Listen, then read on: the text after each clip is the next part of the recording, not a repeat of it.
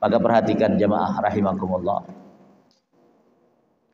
Saya sering mengatakan dalam berbagai ceramah saya, andai kata manusia semua tahu tentang bagaimana peristiwa di padang mahsyar nanti, apapun agamanya, apapun keyakinannya, mau Kristenkah dia, mau Hindukah dia, mau Buddhakah dia, mau Yahudikah dia, mau Konghucukah dia, andai kata mereka tahu bagaimana situasi di padang mahsyar nanti, saya yakin bukan hanya umat Islam yang akan memperingati Maulid Nabi besar Muhammad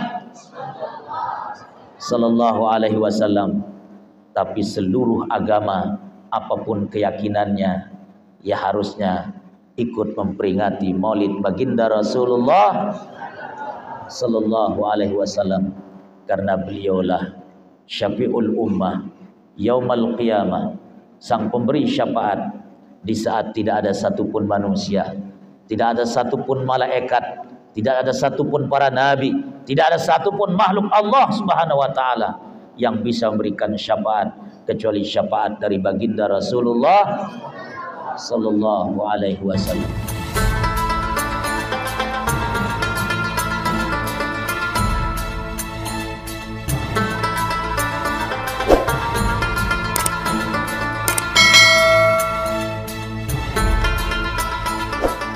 Assalamualaikum warahmatullahi wabarakatuh.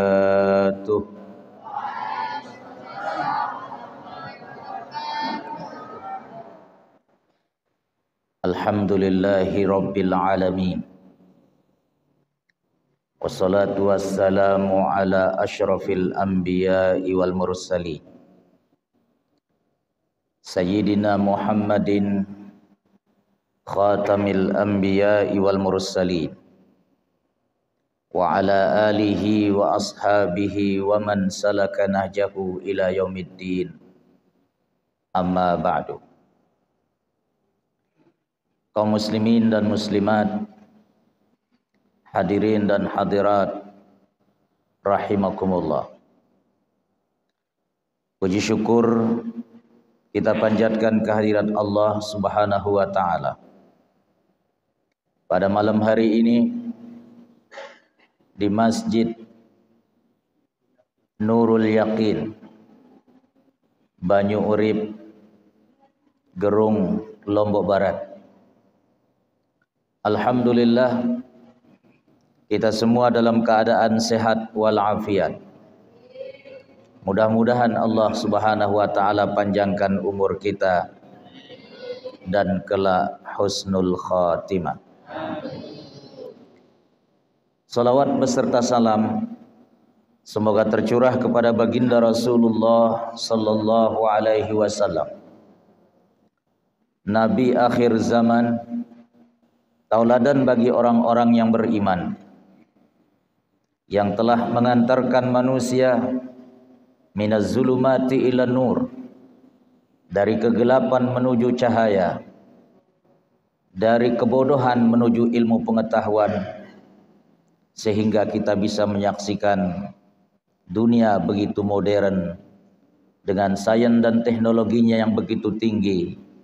Semua itu berkat lahirnya baginda Rasulullah sallallahu alaihi wasallam ke tengah-tengah dunia ini. Jamaah rahimakumullah, pengajian kita pada malam hari ini akan membahas bagaimana situasi di padang mahsyar nanti dan bagaimana peranan baginda Rasulullah sallallahu alaihi wasallam saat di padang mahsyar, di mana Allah Subhanahu wa taala menggambarkan dalam Al-Qur'an, yauma yafirrul mar'u min akhihi wa ummihi wa abihi wa sahibatihi wa bani likulli imri'in minhum yauma idzin sya'nu yughni. Pada hari itu, yauma yafirrul mar'u min akhihi, saudara tidak lagi mengenal siapa saudara-saudaranya dulu ketika masih hidup di atas dunia. wa ummihi wa abi. Anak-anak tidak lagi mengenal siapa bapak, siapa ibunya. Wa sahibatihi wa bani. Suami tidak lagi mengenal siapa istri dan siapa anak-anaknya. Likulli imri'im minhum yauma idzin sya'nu yughni. Karena pada hari itu semua manusia yang berkumpul di padang mahsyar sibuk dengan urusannya masing-masing, sibuk dengan problematika yang mereka hadapi masing-masing, tidak sempat memikirkan orang lain. Karena memikirkan diri sendiri saja susahnya luar biasa. Itulah situasi padang mahsyar ketika itu. Hadirin hadirat, kaum muslimin dan muslimat rahimakumullah. Dalam situasi yang kacau balau itu, di mana matahari digambarkan oleh Rasulullah sallallahu alaihi wasallam berada di atas kepala manusia. Panas luar biasa membara. Hari ini saja kita merasakan bagaimana panasnya dunia. Padahal jarak antara matahari dengan bumi itu sekitar 150 juta kilometer jaraknya. Tapi dunia ini begitu panas terasa. Betul ibu-ibu? Nanti di padang mahsyar matahari berada di atas kepala manusia. Panas luar biasa membara. Situasi luar biasa kacaunya. Yang mana tadi Allah gambarkan saking kacaunya, panasnya suasana di padang mahsyar. Anak tidak lagi mengenal siapa ibu bapaknya, suami tidak lagi mengenal siapa istri dan anak-anaknya. Saudara tidak lagi mengenal siapa saudaranya. Likulli imri'im minhum yauma idzin sya'nu yughni. Karena semua orang sibuk dengan urusannya masing-masing. Hadirin jamaah rahimakumullah. Maka dalam situasi yang kacau balau dan panas luar biasa itu, banyak manusia-manusia yang berkata, coba siapa di antara kita, wahai manusia, yang bisa mintakan kita kepada Tuhan agar kiranya kita segera keluar dari tempat yang jahanam.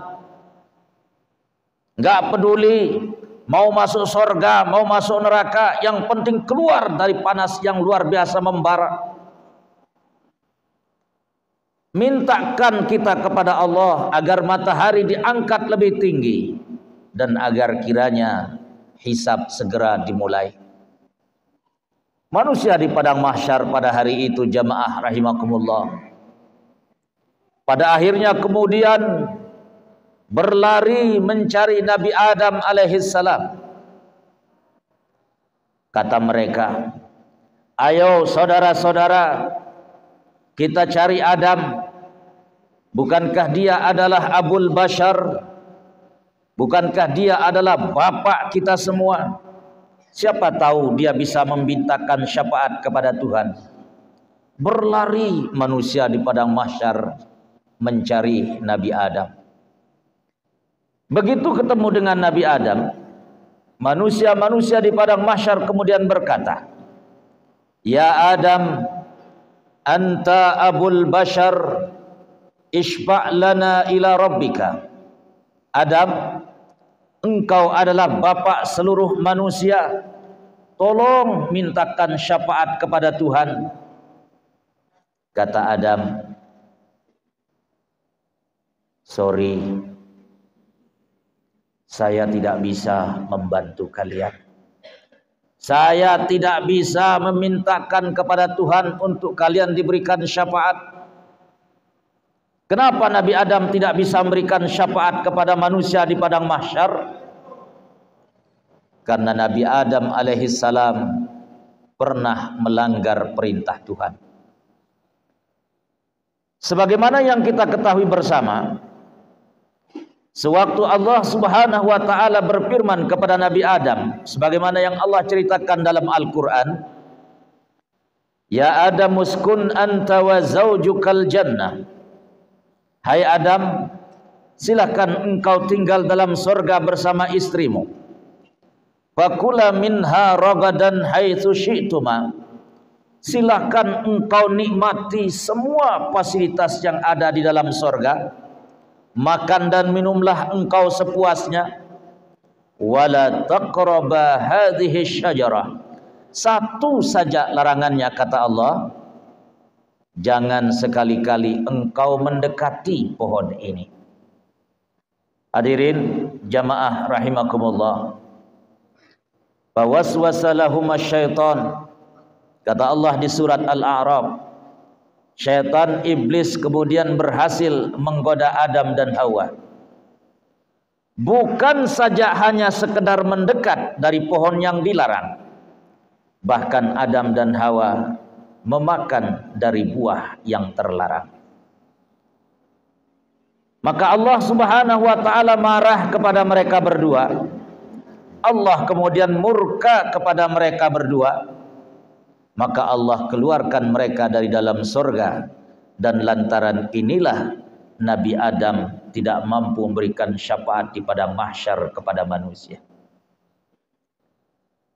Manusia kemudian berlari mencari Nabi Nuh alaihi salam. Kenapa Nuh yang dicari? Karena Nabi Nuh adalah awalur rusul, rasul pertama yang diutus ke tengah-tengah manusia.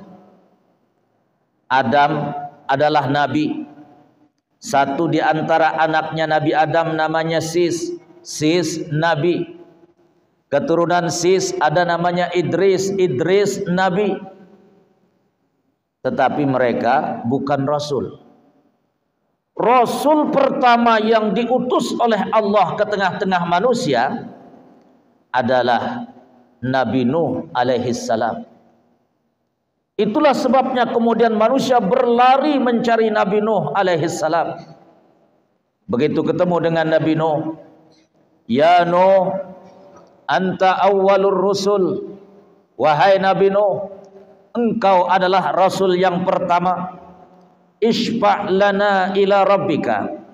Tolong mintakan syafaat kepada Tuhan.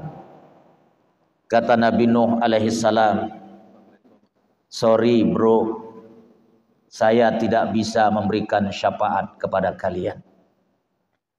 Kenapa Nabi Nuh tidak mampu memberikan syafaat kepada manusia? Padahal ia adalah rasul yang pertama. Hadirin kaum muslimin dan muslimat rahimakumullah. Nabi Nuh tidak mampu memberikan syafaat nanti kepada manusia karena Nabi Nuh pernah ditegur dan pernah juga dimarahi oleh Allah Subhanahu wa taala. Kapan Nabi Nuh alaihi salam ditegur dan dimarahi oleh Allah Subhanahu wa taala? Yaitu ketika banjir bandang Allah kirimkan kepada kaumnya. Setelah kaumnya tidak mau menerima dakwah sang Nabi yang dikirim ke tengah-tengah mereka. Saat itu Nabi Nuh diperintahkan oleh Allah untuk membuat perahu yang sangat besar. Maka kemudian Nabi Nuh berkata kepada orang-orang yang beriman, yang jumlahnya hanya sekitar 75 orang. Satu riwayat menyebutkan hanya 80 orang. 950 tahun Nabi Nuh berdakwah, tetapi yang beriman hanya 75 orang doang. Maka saat itu Nabi Nuh sebagaimana yang Allah ceritakan dalam Al-Quran di surat Hud, dari ayat yang ke-40, qala Nuh kemudian berkata, "Irkabu fiha," kalian orang-orang yang beriman, naiklah kalian ke atas perahu layar. "Irkabu fiha bismillahi majraha wa mursaha, inna rabbi laghafurur rahim." Silahkan kalian naik ke atas perahu layar, silahkan kalian naik ke atas kapal maka yang beriman semua naik ke atas kapal yang dibuat oleh Nabi Nuh alaihissalam. Dan datanglah banjir bandang yang luar biasa besar itu, yang kata para ulama, banjir bandang ini tingginya melebihi ketinggian gunung-gunung yang paling tinggi di atas dunia. Kenapa dikirimkan banjir yang luar biasa besar? Karena Nabi Nuh dan para pengikut dan orang-orang yang hidup di masanya itu spesiesnya masih keturunan Nabi Adam. Manusia-manusia raksasa, manusia-manusia yang disebut oleh Rasulullah SAW dalam hadis sahih riwayat Imam Al-Bukhari, di mana ketinggian Nabi Adam alaihissalam situna zira'an, ketinggiannya 60 hasta, lebih dari 30 meter. Itulah sebabnya Allah kirimkan banjir yang luar biasa tingginya, melebihi gunung-gunung yang paling tinggi di atas dunia. Hadirin kaum muslimin dan muslimat rahimakumullah. Saat kapal itu mulai berlayar, Nabi Nuh alaihissalam melihat sang putranya, satu di antara mereka-mereka yang tidak mau beriman. Maka kemudian Nabi Nuh memanggil anaknya, "Ya bunayyar kam ma'ana." Wahai anakku, wahai belahan jiwa, belahan jantungku, naiklah engkau ke atas kapal layar.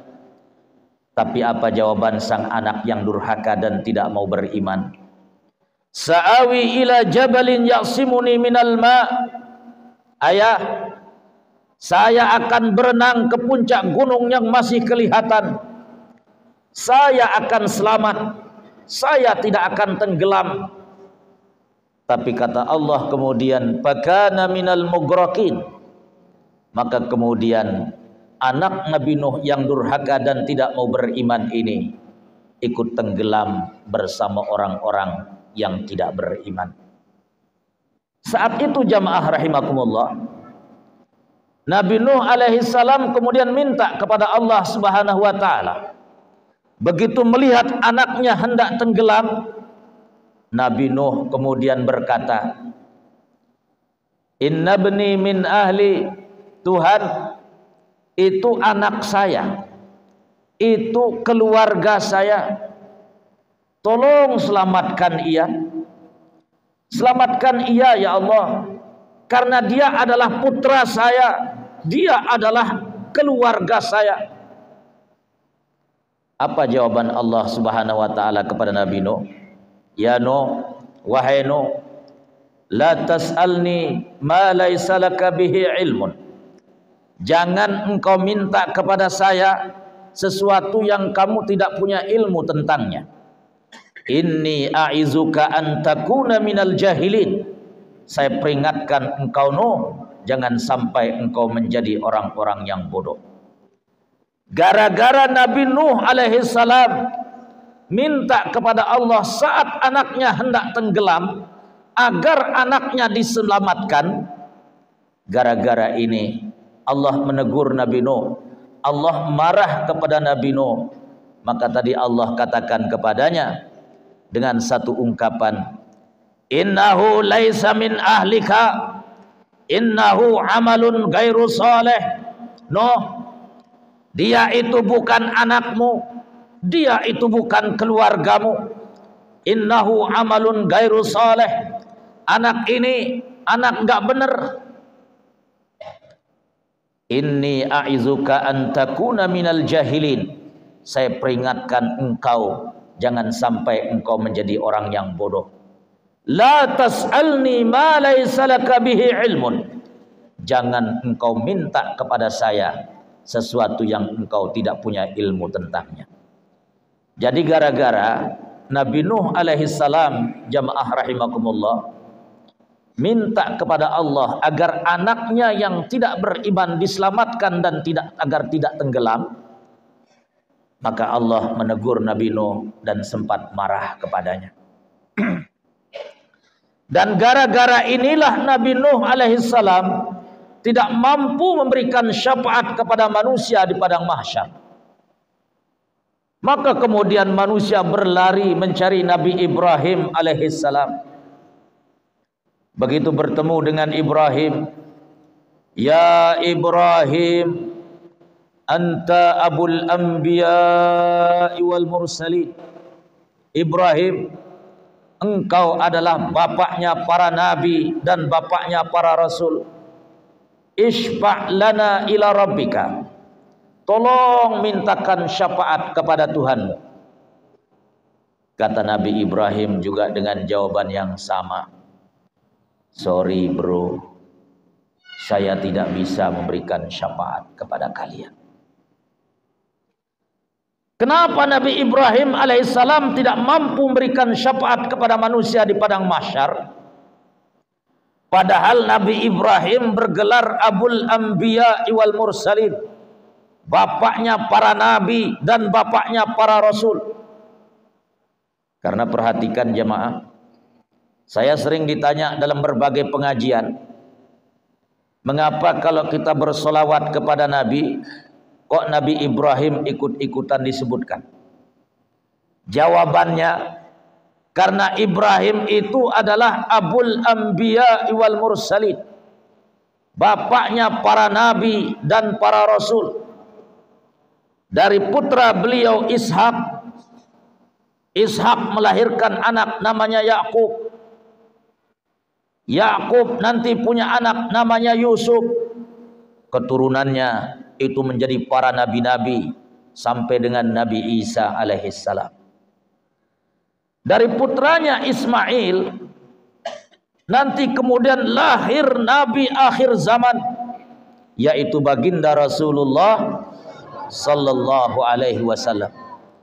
Itulah sebabnya kenapa kalau kita bersalawat kepada baginda Nabi, Nabi Ibrahim ikut disebutkan, karena Nabi Ibrahim adalah bapaknya para nabi dan rasul dan merupakan kakek buyut baginda Rasulullah sallallahu alaihi wasallam.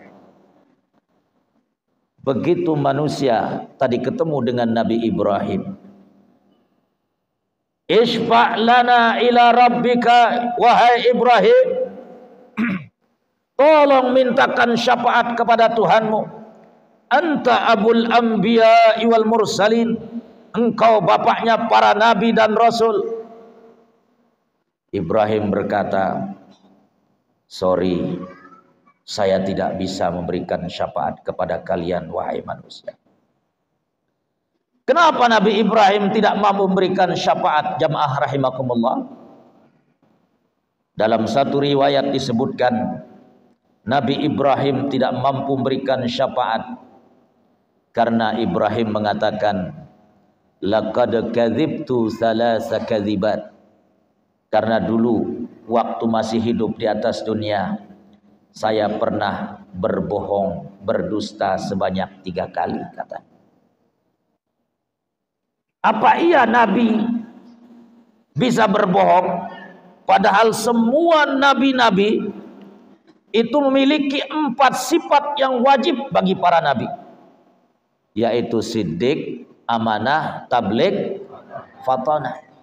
Enggak mungkin para nabi-nabi itu berdusta, enggak mungkin para nabi-nabi itu berbohong.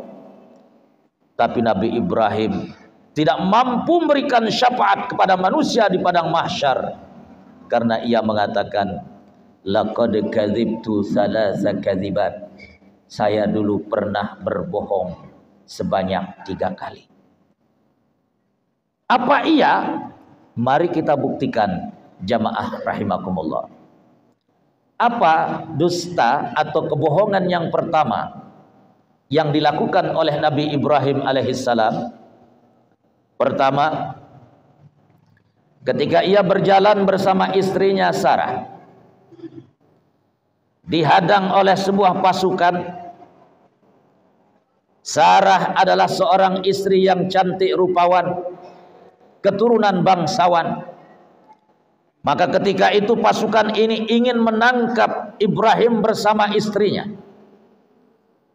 Ketika itu Ibrahim mengatakan, innaha ukhti, dia ini saudari perempuan saya. Nabi Ibrahim tidak mengatakan innaha zaujati, kalian jangan tangkap dia dong, dia ini istri saya. Sengaja Nabi Ibrahim mengatakan innaha ukhti, dia ini saudari perempuan saya, agar kiranya istrinya Sarah tidak ditangkap oleh pasukan tadi. Apa maksud innaha ukhti? Dia ini saudari perempuan saya. Maksud Nabi Ibrahim alaihissalam, innaha ukhti fil aqidah, innaha ukhti fil Islam, innaha ukhti fil iman. Dia ini saudari perempuan saya dalam akidah, saudari saya dalam seislam, saudari saya dalam seiman. Dan gara-gara ia mengatakan innaha ukhti, dia ini saudari perempuan saya, maka istrinya tidak jadi ditangkap oleh pasukan. Ini dusta atau kebohongan Nabi Ibrahim yang pertama. Kebohongan Nabi Ibrahim yang kedua, jamaah rahimakumullah, saat kaumnya, saat keluarganya mengajaknya untuk ikut menyembah berhala, selalu Nabi Ibrahim berusaha mencari alasan. Salah satunya Allah ceritakan dalam Al-Quran. Dia mengatakan qala rabbi inni saqim. Kalau bahasa Sasaknya gamak nenek kaji tiang kenyang tiang sakit. Jadi Nabi Ibrahim beralasan sedang sakit. Ketika diajak oleh masyarakatnya, umatnya, bahkan keluarganya untuk ikut menyembah berhala, ia mengatakan qala rabbi inni saqim, saya enggak bisa ikut nyembah berhala karena saya sedang sakit, kata Ibrahim. Padahal Ibrahim segar bugar, sehat, masih muda, tapi ia mengatakan saya sedang sakit. Ini dustanya yang kedua. Apa yang dimaksudkan dengan sakit? Maksudnya saya sakit hati, hatinya yang sakit, hatinya yang sakit melihat umatnya masih saja menyembah berhala, hatinya sakit karena melihat keluarganya ikut menyembah berhala, bahkan ikut menjadi pembuat patung dan berhala. Itulah sebabnya Nabi Ibrahim mengatakan qala inni saqim, qala rabbi inni saqim, sorry, saya tidak bisa ikut-ikutan karena saya sedang dalam kesakitan. Ini dusta Nabi Ibrahim yang kedua. Dusta yang ketiga, jamaah rahimakumullah, saat ia hancurkan patung-patung berhala yang menjadi sesembahan kaumnya, ketahuan dialah sang pelakunya. Lalu disidang ia oleh Namrus dan bala tentaranya. Allah ceritakan dalam Al-Quran, a anta fa'alta hadza bi alihatina ya Ibrahim. Ibrahim, kamu ya yang hancurkan patung-patung berhala sesembahan kami. Perhatikan jamaah rahimakumullah, sebagaimana kita ketahui, ketika Ibrahim menghancurkan patung-patung berhala itu, dia sisakan satu berhala yang paling besar, dan kapak yang dipakai untuk menghancurkan patung-patung itu ditaruh di tangan berhala yang paling besar. Maka ketika Ibrahim disidang, ente ya yang hancurkan patung-patung berhala sesembahan kami. Apa jawaban Nabi Ibrahim alaihissalam? Bal fa'alahu kabiruhum hadza fas'aluhu in kanu yantiqun. Bukan saya yang menghancurkannya, sepertinya yang menghancurkannya itu patung yang paling besar. Silahkan kalian tanya dia, siapa tahu dia bisa berbicara. Subhanallah, jamaah rahimakumullah. ini kebohongan, kedustaan sebenarnya bukan kebohongan. Kalau bahasa Sasaknya namanya ajak-ajak kena namanya ini. Dia berdusta tapi sebenarnya dia benar. Berdusta dalam rangka mencapai kebenaran dan membuat orang-orang lain supaya beriman. Namun gara-gara 3 dusta ini, 3 kali Ibrahim berdusta dalam hidupnya, ia tidak mampu berikan syafaat kepada manusia. Bu, ibu punya suami, bu? Kira-kira suaminya dalam sehari berapa kali bohong sama ibu? Hah? Bapak-bapak, Ibrahim 3 kali berdusta, dustanya pun karena benar. Gara-gara itu ia tidak mampu memberikan syafaat kepada manusia di padang mahsyar. Kalau bapak-bapak selama bersuami istri sudah berapa kali berdusta sama istrinya? Hah? Di Narabun Rekeng. Masya Allah. Perhatikan jamaah kaum muslimin dan muslimat rahimakumullah. Jadi sebelum saya lanjutkan kisah manusia di padang mahsyar, ini sekedar untuk tidak terlalu panas suasana pada malam hari ini. Karena kita biasanya para suami itu banyak para suami sering kemudian berdusta di hadapan istrinya. Kalau dia seorang pegawai negeri, seorang pejabat, ditelepon sama istrinya lagi di mana? Sedang rapat. Ya. Sedang rapat. Lagu saya jaga kajian rapat. Masya Allah. Kebiasaan berdusta ini kadang bukan hanya menjadi kebiasaannya para pejabat, bukan hanya kebiasaan masyarakat biasa, bahkan terkadang tuan guru, ustadz, kiai pun itu tidak luput dari yang namanya berbohong kepada istrinya. Mau saya ceritakan nggak, Bu? Mau? Ini cerita seorang tuan guru yang bohong kepada istrinya. Jadi ada seorang tuan guru, tiap malam, tiap hari diundang ceramah kemana-mana. Tapi dia selalu pulang, walaupun sudah agak larut malam. Setiap kali terlambat, ditanya sama istrinya, kenapa terlambat? Biasa banyak pertanyaan dari masyarakat.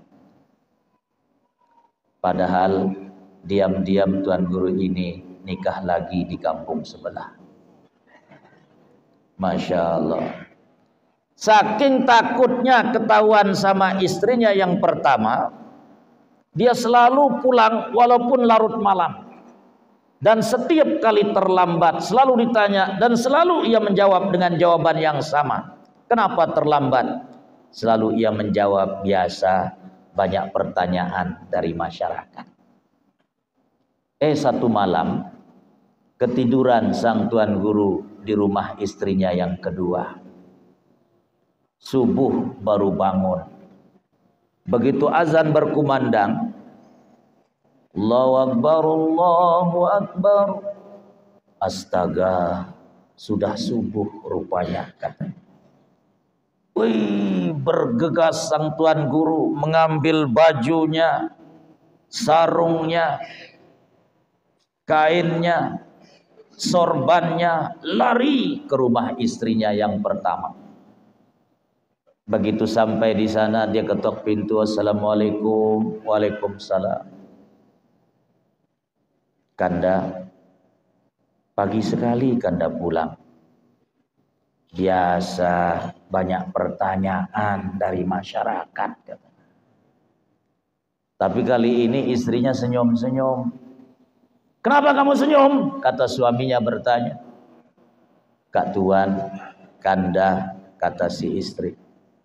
Coba kau masuk ke dalam. Bercermin engkau di depan cermin. Ada apa? Kata. Pokoknya masuk ke dalam, sambil dia dorong suaminya masuk ke dalam kamar. Sana, lihat dirimu depan cermin, katanya. Masuk si tuan guru bercermin di depan cermin. Begitu berdiri, mau pingsan rasanya sang tuan guru atau sang kiai. Kenapa? Karena dikiranya sorbannya yang diselendangkan di bahunya,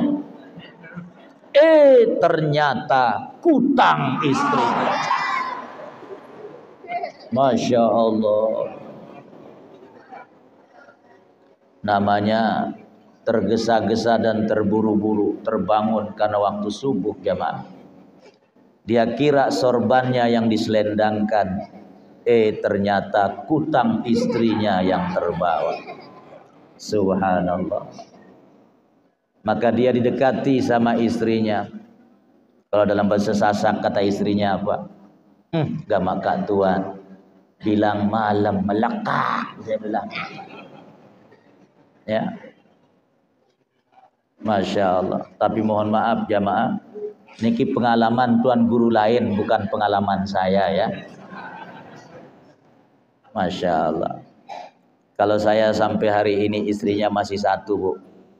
Gak tahu besok atau lusa. Kalau ada jamaah di Kemuning yang mau bersedekah gak apa-apa. Masya Allah. Jamaah rahimakumullah, sekali lagi Ibrahim pernah berdusta, dustanya pun karena benar. Gara-gara ini Nabi Ibrahim tak mampu memberikan syafaat di padang mahsyar.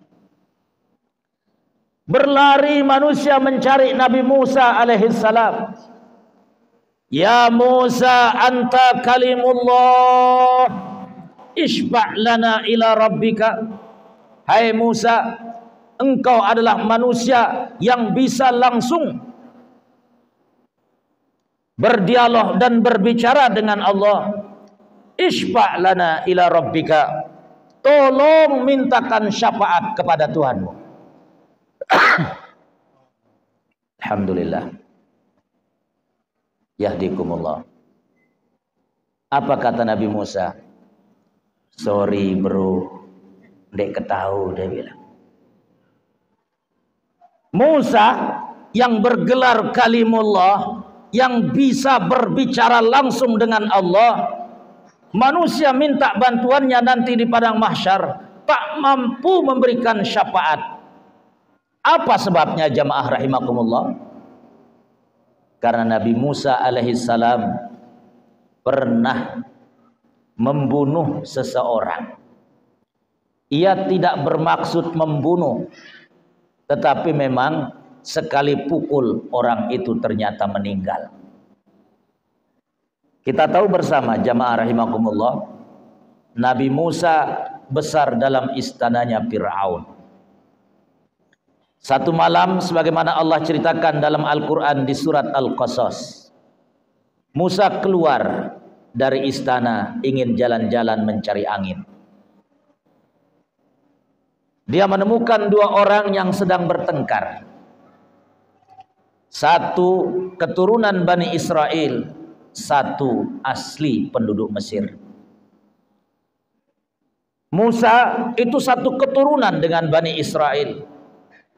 Dan yang namanya Bani Israel dulu itu merupakan rakyat yang kedua di Mesir, orang-orang yang terjajah dan tertindas di zaman Fir'aun dan rakyatnya.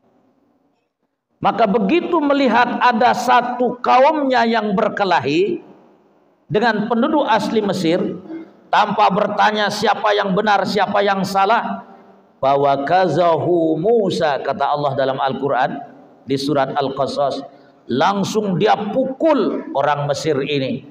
Faqada alaih, ternyata sekali pukul orang itu langsung mati. Qala, Musa kemudian berkata, hadza min amali syaitan, ini perbuatan syaitan, kata Nabi Musa. Gara-gara ia membunuh, walaupun ia tidak pernah berniat membunuh, gara-gara ini Nabi Musa tak mampu memberikan syafaat kepada manusia di padang mahsyar. Idhabu ila Isa innahu ruhullah. Ayo teman-teman, kata manusia nanti di padang mahsyar. Adam tidak bisa, Nuh tidak bisa, Ibrahim tidak bisa, Musa juga tidak bisa. Coba kita coba untuk minta bantuan kepada Isa. Karena bukankah Isa itu adalah ruhullah, ruhnya Allah subhanahu wa ta'ala. Jamaah rahimakumullah. Begitu manusia-manusia di padang mahsyar bertemu dengan Nabi Isa. Ya Isa anta ruhullah. Hai Isa, engkau adalah ruhnya Allah subhanahu wa ta'ala. Isfa' lana ila rabbika. Tolong mintakan syafaat kepada Tuhanmu. Perhatikan jamaah rahimakumullah. Kenapa dalam Al-Quran Nabi Isa disebut dengan ruhullah? Wa ruhum minhu, ruh yang datang dari Allah subhanahu wa ta'ala.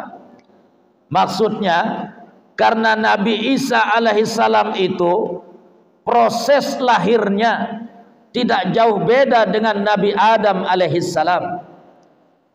Inna masala Isa indallahi kamasali Adam khalaqahu min turabin summa qala lahu kun fayakun. Sesungguhnya perumpamaan proses penciptaan Isa itu enggak jauh beda dengan Adam, kata Allah.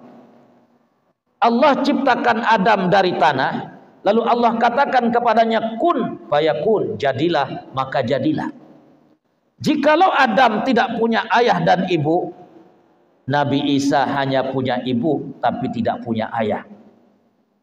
Ibundanya Maryam mengandung dengan izin Allah subhanahu wa ta'ala. Maka Allah tiupkan ruh janin yang ada dalam perut Maryam. Kemudian lahirlah Nabi Isa alaihissalam. Maka disebutlah Nabi Isa itu dengan ruhum minhu, ruhullah, ruh yang datang dari Allah subhanahu wa ta'ala. Perhatikan jamaah rahimakumullah. Maka ketika manusia bertemu dengan Nabi Isa nanti di padang mahsyar sana, manusia berkata kepadanya, ya Nuh anta ruhullah isfa' lana ila rabbika. Nuh, ampura, Isa, engkau adalah ruhnya Allah, tolong mintakan syafaat kepada Tuhan. Kata Nabi Isa, sorry bro, dek ketahu, katanya, gak bisa saya memberikan syafaat kepada kalian. Kenapa Nabi Isa tidak memberikan syafaat, jamaah rahimakumullah? Karena Nabi Isa sendiri kelak akan disidang oleh Allah subhanahu wa ta'ala. Apa isi persidangannya? Lihat di akhir surat Al-Maidah, bagaimana Allah subhanahu wa ta'ala menyidang Nabi Isa alaihissalam. Apa kata Allah kepada Nabi Isa? Ya Isa bin Maryam, hai Isa putranya Maryam, a anta qulta lin-nasi ittakhiduni wa ummiya ilahaini min dunillah. Emangnya ente dulu pernah ngajarin umat ente ya, supaya ente bersama ibu ente dijadikan Tuhan selain Allah? Ya, mohon maaf jamaah rahimakumullah, ini kata Al-Quran. Saya bukan mau bermaksud untuk menyinggung agama lain, tidak. Ini keyakinan kita sebagai umat Islam. Ini kata Al-Quran. Nabi Isa nanti disidang oleh Allah. Apa isi pertanyaannya? A anta qulta lin-nasi ittakhizuni wa ummiya ilahaini min dunillah. Ente pernah ngajarin umat ente ya, supaya ente itu bersama ibu ente dijadikan Tuhan selain Allah. Karena dalam ajaran Kristen, mohon maaf, ada ajaran yang disebut dengan Trinitas. Ada Tuhan Bapa, ada Tuhan Ibu, dan ada Tuhan Ruhul Kudus. Dan Al-Quran mengatakan di surat Al-Maidah, laqad kafara alladzina qalu innallaha thalithu salasa. Telah kafirlah orang-orang yang berkeyakinan dengan keyakinan Trinitas. Kafirlah orang-orang yang meyakini bahwa Tuhan itu ada Tuhan yang disebut dengan Tuhan Bapa, Tuhan Ibu dan Tuhan Ruhul Kudus. Nah ini nanti ditanyakan kepada Nabi Isa di padang mahsyar. Itu lo lihat umatmu, orang-orang yang mengaku sebagai pengikutmu, kok menjadikan kamu bersama ibumu sebagai Tuhan selain saya, kata Allah. Emangnya ente pernah ngajarin mereka begitu? Apa jawaban Nabi Isa alaihissalam? Qala subhanak, maha suci engkau ya Allah. Ampura sinampura agung kalau bahasa kita. Engkau adalah zat yang maha suci. In kuntu qultuhu faqad alimtah. Andai kata saya pernah ngomong begitu, andai kata saya pernah menyuruh umat saya untuk menjadikan saya bersama ibu saya sebagai Tuhan selain engkau ya Allah, engkau pasti tahu. Enggak perlu engkau bertanya, engkau pasti tahu, kata Nabi Isa. Yang saya ajarkan kepada umat saya, ani'budullaha rabbi wa rabbukum, sembahlah Allah Tuhan saya dan Tuhan kalian semua.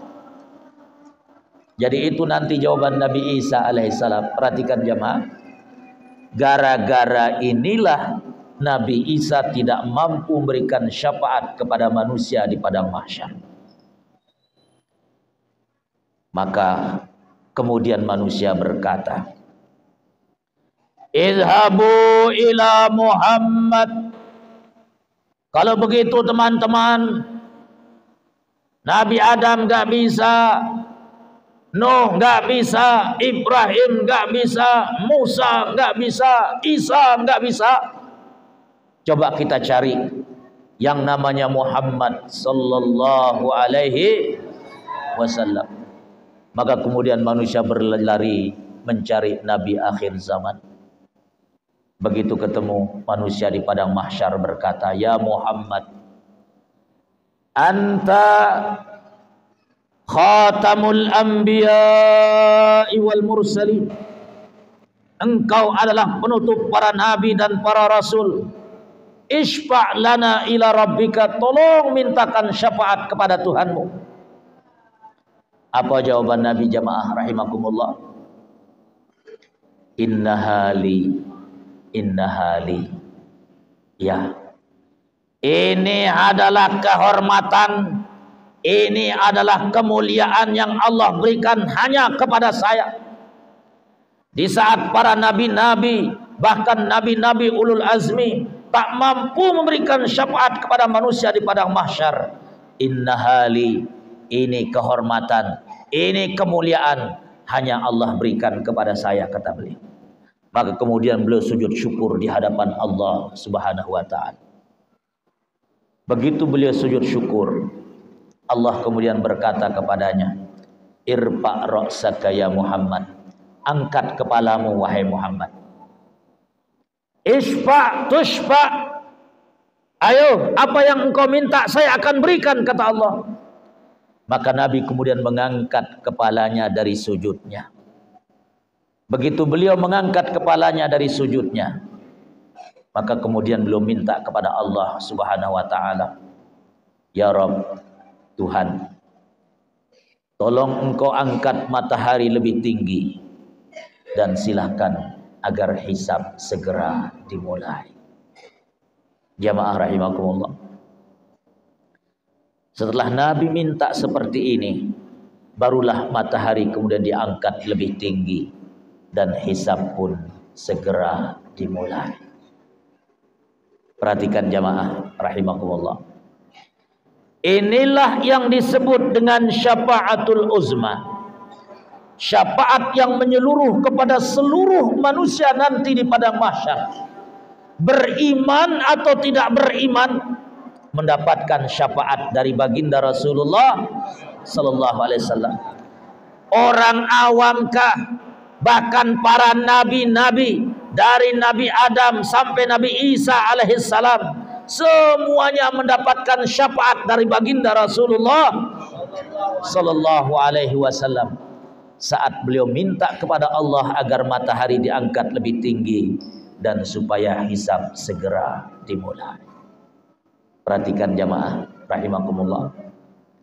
nanti syafaatnya kepada kita umatnya, apalagi yang rajin berselawat kepadanya, ini syafaat khusus, syafaat khusus yang akan Rasulullah SAW berikan kepada umatnya.